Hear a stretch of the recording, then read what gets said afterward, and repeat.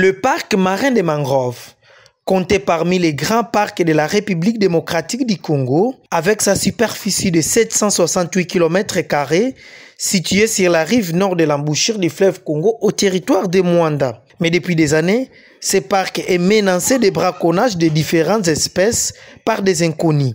Le directeur provincial et chef de site du parc, le colonel de Dieu Biaombe Balonge Loa et les gardes-parc veillent nuit et jour pour surveiller ces grands espaces de 768 km². Et grâce à leur vigilance, ils ont mis la main sur des hommes qui utilisent des armes à feu pour tuer les espèces protégées du parc. Ces armes calibres ont été saisies par les gardes-parc et présentées au directeur provincial et chef de site du parc marin des mangroves, le colonel de Dieu Biaombe Balongeloa. Le numéro 1 du parc marin des mangroves a fait savoir qu'il est interdit de chasser dans le parc et tout celui qui tombera en train de cambrioler au parc sera arrêté par les gardes. Nous sommes heureux aujourd'hui de vous annoncer que notre patrouille, surtout dans la zone B du parc marin des mangroves, est tombé sur une série un groupe de personnes qui, dans différents villages, qui détenaient des calibres 12. Alors, les calibres 12 sont des armes de chasse qui sont fabriquées localement. Où il y a aussi des calibres 12 originales, mais ce que nous avons arrêté, ce sont les calibres 12 qui sont fabriqués localement. Et les calibres 12 qui sont fabriqués localement constituent aussi un danger, non seulement sur la faune, mais aussi sur les hommes. N'oubliez pas que l'homme est aussi une espèce animale qui doit être protégée. Si nous laissons la prolifération des armes de chasse, nous risquons de créer de l'insécurité. Vous êtes sans savoir que même à Mwanda, nous avons connu beaucoup de cas de braquage avec des calibres 12.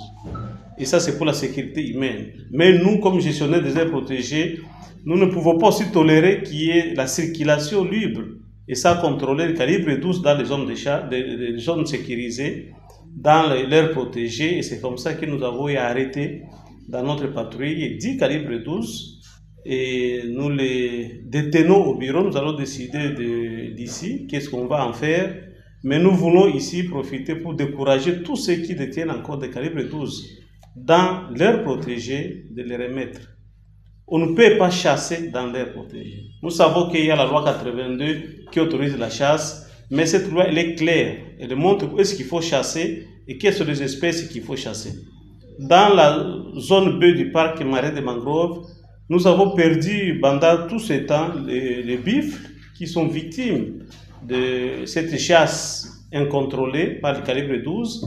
Nous avons perdu même des hippopotames. Aujourd'hui, gloire à Dieu, nous avons essayé de renforcer la sécurité et nous voyons qu'il y a une croissance exponentielle de la population d'hippopotames.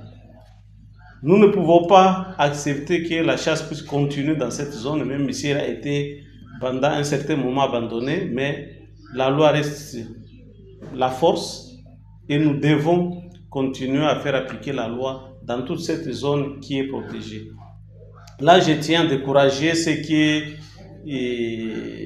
ceux dont les calibres 12 ont été saisis, puisqu'on ne va pas les remettre. Et nous décourageons aussi les autorités qui peuvent être tentées pour intervenir, puisque nous les taxerons de complicité dans cette activité de braconnage, et ce que nous ne souhaitons pas d'ailleurs faire, mais nous leur disons, si quelqu'un a une arme de chasse dans la zone protégée, cette arme doit être saisie et ne doit pas exister dans la zone protégée. Et si c'est en dehors de l'aire protégée, la personne doit avoir tous les documents nécessaires livrés par l'État congolais pour détenir une arme de chasse.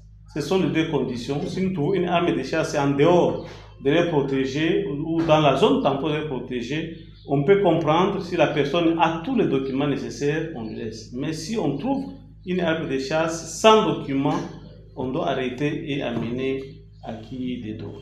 Le directeur provincial et chef de site renchérit sur cette confiscation directe de ces armes calibres pourrait aussi réduire la recrudescence de l'insécurité au territoire de Mwanda. Hier, c'était le sauvetage de la tortue accidentellement capturée par les pêcheurs. Aujourd'hui, les armes saisies Félicitations au directeur du site et de garde-parc. Protégeons les espèces rares, protégeons les parcs marins des mangroves.